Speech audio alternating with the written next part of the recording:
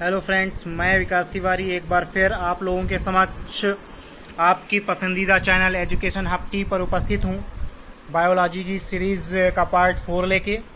तो आज दोस्तों हम लोग आगे के क्वेश्चंस को देखेंगे। चलिए शुरू करते हैं वीडियो।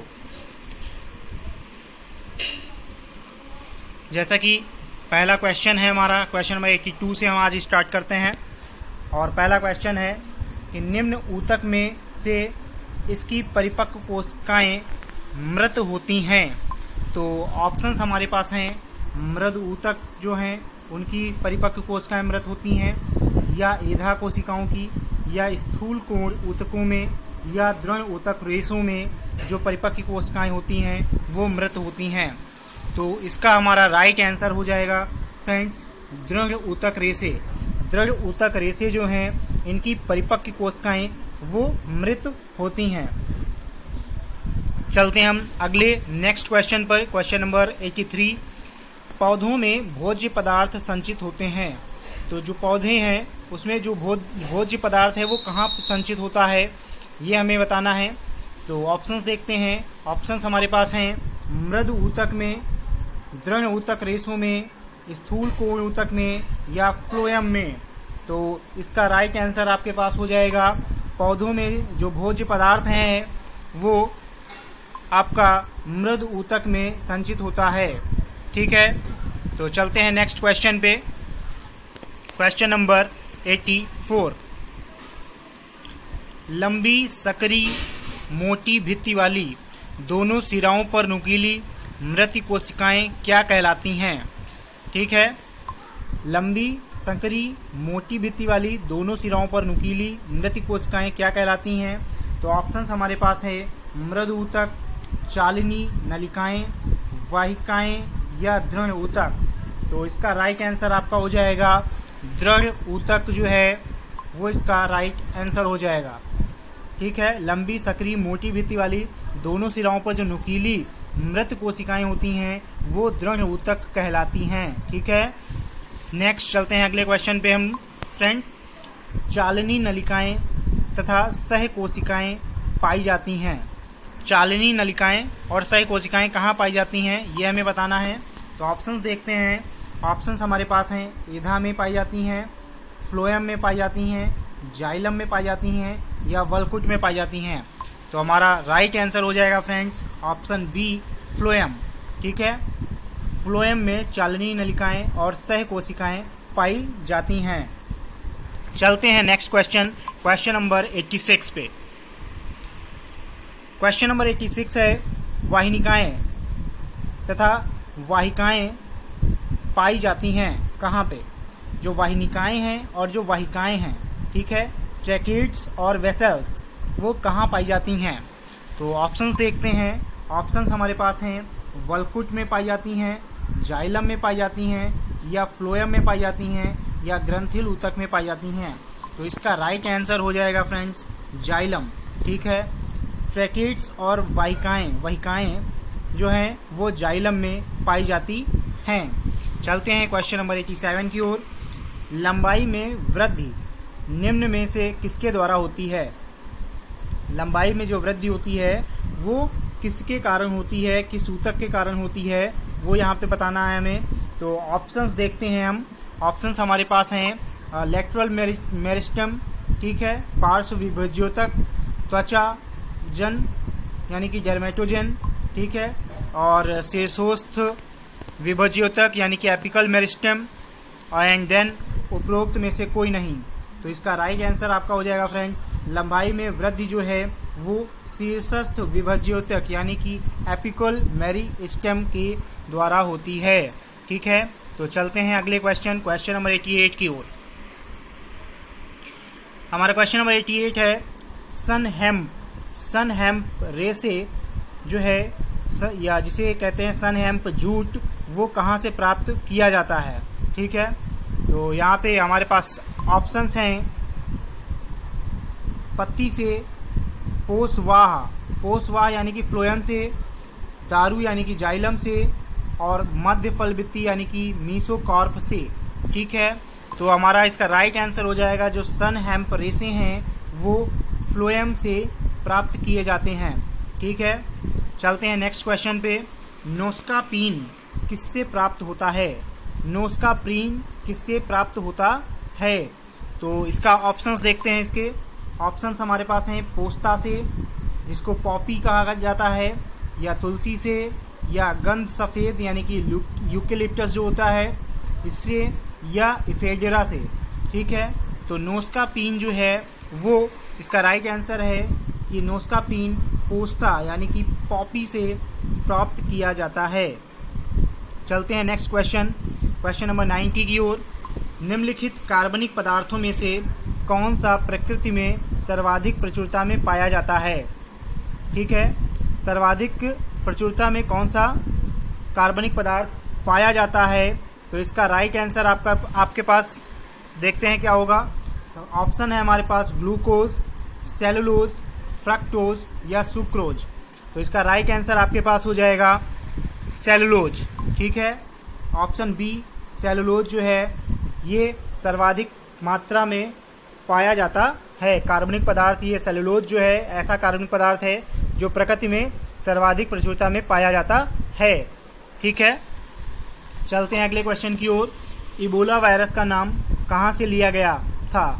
ठीक है, तो इबोला वायरस का नाम जो है ऑप्शंस देखते हैं कि किसी एक शहर के नाम पे लिया गया है, एक प्रांत के नाम से लिया गया, या एक नदी के नाम से लिया गया, या एक पर्वत के नाम से लिया गया है। तो इबोला वायरस जो था वो एक नदी के नाम पे रखा गया है, इसका नाम लिया गया था। ठीक है, तो ये ध्यान रखिएगा। और इसी तरीके से यहाँ पे इस बार कोविड-19 के बारे में भी, कोरोना का भी पूछा जा सकता है आगे आने वाले एग्जाम्स में। चलते हैं नेक्स्ट क्वेश्चन नंबर 92 पे। क्वेश्चन नंबर 92 हमारे पास है, सूची 1 को सूची 2 से सुमेलित कीजिए। यहाँ पे हमें मिलाना है और देखना है कि कूट का प्रयोग कर सही उत्तर हमें बताना है। ठीक है, मिलान करना है। तो देखते हैं, ए पहला है एसिटिक अम्ल। ठीक है, एसिटिक अम्ल कहाँ पाया जाता है? तो एसिटिक अम्ल जो है वो आप बताइए कहाँ पे पाया जाता है? तो एसिटिक अम्ल जो है वो आप सभी को शायद पता हो कि एसिटिक अम्ल सिरका में पाया जाता है। ठीक है, और लैक्टिक एसिड जो है वो दूध में पाया जाता है, और ब्यूटेरिक एसिड जो है वो ब्यूटेरिक एसिड मक्खन में पाया जाता है, और साइट्रिक एसिड जो है वो नींबू में पाया जाता है। यानी कि यहाँ पे आपका राइट आंसर बन जाएगा 3, 4, 1, 2। और जो कि आपके ऑप्शंस में देखें 3, 4, 1, 2, तो आपका ऑप्शन बी जो है वो राइट आंसर हो जाएगा 3, 4, 1, 2। ठीक है, तो चलते हैं अगले क्वेश्चन की ओर। Question number 93। ठीक है, निम्नलिखित कथनों में से कौन सा या कौन से सही हैं? ठीक है, पहला है कथन, विषाणुओं में ऊर्जा उत्पादन के लिए आवश्यक एंजाइम नहीं होते। ठीक है, एक बार फिर से देखते हैं, विषाणुओं में ऊर्जा उत्पादन के लिए आवश्यक एंजाइम नहीं होते हैं। ठीक है, ऊर्जा उत्पादन के लिए आवश्यक एंजाइम नहीं होते हैं, ऐसा बोला गया है। तो ये बिल्कुल सही है आपका। ठीक है, ये पहला स्टेटमेंट जो है वो बिल्कुल सही है। नेक्स्ट हम देखते हैं, विषाणुओं को किसी भी संश्लेषित माध्यम में संवर्धित किया जा सकता है। तो ये बिल्कुल सही नहीं है। ठीक है, किसी भी संश्लेषित माध्यम में संवर्धित नहीं किया जा सकता है। ठीक है, और यहाँ पे है, कह रहा है नेक्स्ट है, विषाणुओं का एक जीव से दूसरे जीव में संचारण केवल जैविकीय संवाहकों द्वारा ही होता है। तो विषाणुओं का संवहन जो है जैविकीय संवाहक नहीं, यहाँ पे जैविक के साथ साथ अजैविक संवाहकों द्वारा भी हो सकता है। तो ये भी यहाँ पे क्या हो जाएगा, आपका गलत हो जाएगा। यानी कि आपके पास केवल पहला स्टेटमेंट ही सही है, जिससे कि आपका राइट आंसर हो जाएगा ऑप्शन ए। ठीक है, विषाणुओं में ऊर्जा उत्पादन के लिए आवश्यक एंजाइम नहीं होते हैं। चलते हैं अगले क्वेश्चन 94 की ओर। क्वेश्चन नंबर 94 कह रहा है, प्रकृति में सर्वाधिक प्रचुरता से पाए जाने वाला कार्बनिक यौगिक कौन सा है? ठीक है, ऑप्शंस देखते हैं हम यहाँ पे। ऑप्शंस हमारे पास हैं ग्लूकोज, फ्रक्टोज, सुक्रोज या सेलुलोज। तो ये अभी हमारा जो है रिपीटेड क्वेश्चन है। ठीक है, ऑप्शन डी इसका राइट आंसर हो जाएगा। सेलुलोज ये कार्बनिक पदार्थ जो है प्रकृति में सर्वाधिक मात्रा में या प्रचुर मात्रा में पाया जाता है।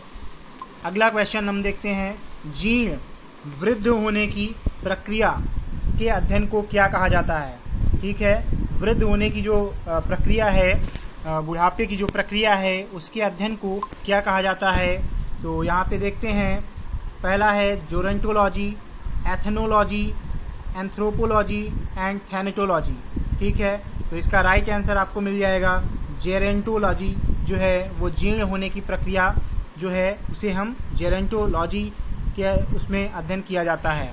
ठीक है, चलते हैं अगले क्वेश्चन की ओर। कैफीन क्षारक उपस्थित रहता है। कैफीन क्षारक किस में उपस्थित रहता है?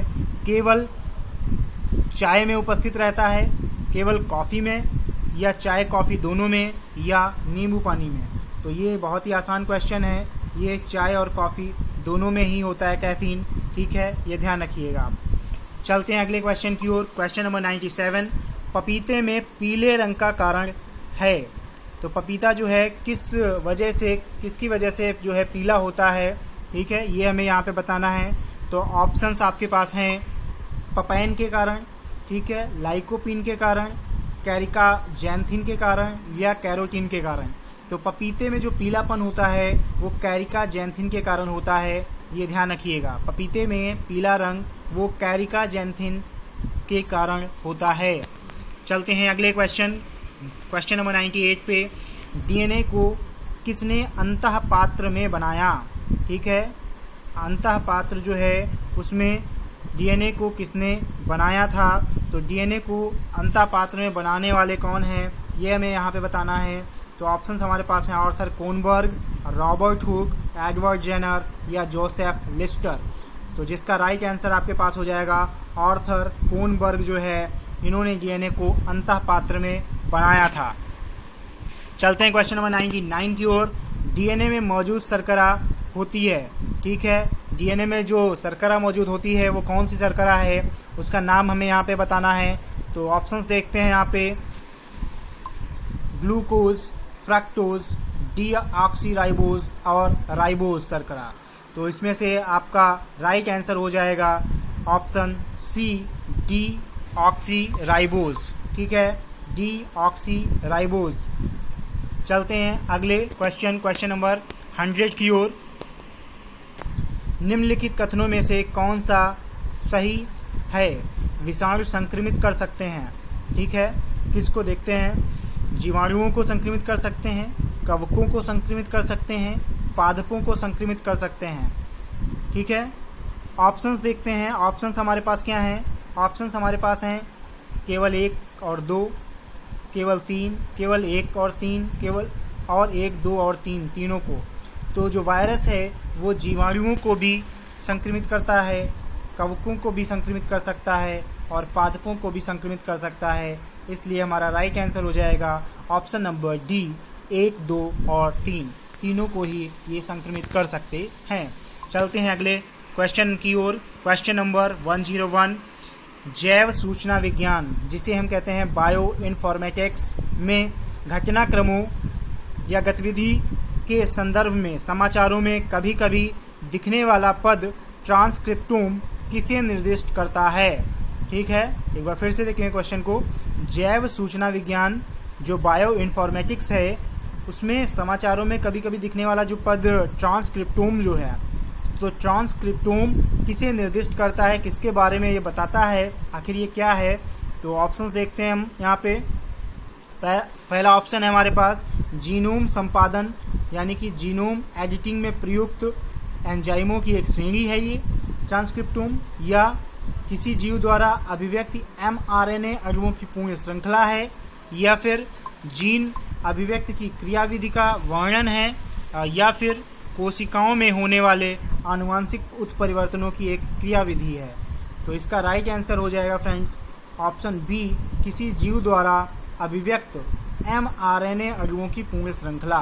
ठीक है, mRNA अणुओं की पूर्ण श्रृंखला जो है उसे ही ट्रांसक्रिप्टोम कहा जाता है। ठीक है, चलते हैं अगले क्वेश्चन की ओर। और आज का लास्ट क्वेश्चन नंबर 102, डीएनए की द्विकुंडली संरचना किसके द्वारा दी गई थी। ठीक है, तो यहाँ पे ये बहुत ही आसान क्वेश्चन है और देखिए अभी बहुत जल्द ही आया था, ये 2018 में यूपी पीसीएस में पूछा गया है। तो ऐसे क्वेश्चंस, आसान से क्वेश्चंस भी कभी कभी पूछे जाते हैं।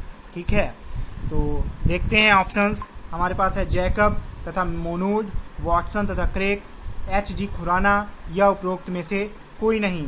तो जिसका राइट आंसर आपके पास हो जाएगा वॉटसन एवं क्रिक जो है, इन्होंने डीएनए की द्विकुंडलीय संरचना जो है डबल हेलिक्स मॉडल जो है दिया था। ठीक है, तो आज का वीडियो यहीं पे समाप्त होता है दोस्तों। और यदि हमारा ये वीडियो आप लोगों को पसंद आया हो तो हमारे चैनल को लाइक करें, सब्सक्राइब करें और शेयर करना ना भूलें। थैंक यू, धन्यवाद, जय हिंद, जय भारत।